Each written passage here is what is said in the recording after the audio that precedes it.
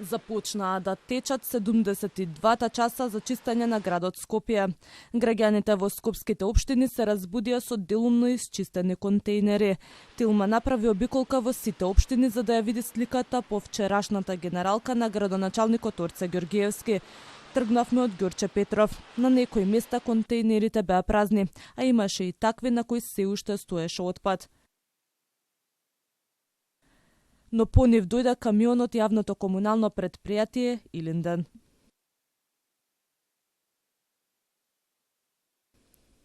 Се упативме во соседната општина Карпаш и таму сликата беше иста.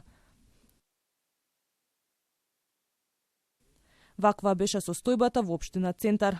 Наместа исчистени контейнери, но некои преполни што до нив се направила и мини депонија. Ова е сликата која го забележи објективот на Тилма во општина Аеродром. Нешто почесто беше во соседната општина Кисела Вода. На терен ги затекнавме и екипите на јавното предпријатие Комунална хигиена кои ги празнеа контейнерите.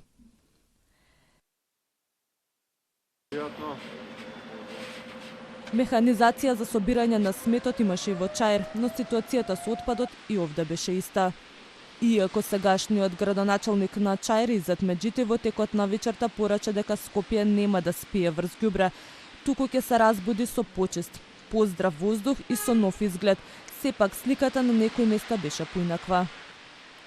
Акцијата на скопските градоначалници на чело со првиот човек на Скопје Орце Ѓорѓиевски ги подели мислењата на граѓаните. Да, ја видов вчера акцијата, дури на Facebook ја следев. За сега сум задоволен од акцијата и дури сум изненаден од првата постапка на градоначалникот на град Скопје, така да се очекувам да и понатака биде она што го има кажано го среди Скопје како што треба. Никако. Маска на очите. Не прават да не гледам. Што е овака? 10 дена е вака. Не можеш да придеш до контейнер да фрли ѓубре. Не лежат на километри. Не прават будали. Тоа е најболно. Собрале за 72 сата. Ајде да видиме. Во ред е сето, тоа е во ред. Меѓутоа многу касно. Многу касно се запретавме во ѓубре. И срамота, навистина голем срам.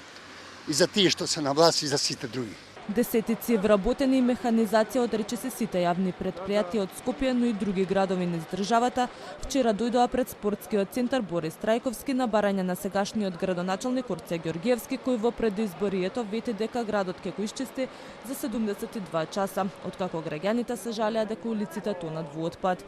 Со Ѓорѓиевски дојде и премиерот Христијан Мицковски, кој кажа дека е дојден за поддршка. Ги засукаа ракавите и се упатија кон градскиот плоштад. Направија обиколка, ја видоа состојбата, а таму ги дочека механизација која го чистеше кеот на реката Вардар. Противпожарната бригада беше ангажирана за мијање на плочникот под камениот мост. А се метеше и чистеше и градскиот плоштад.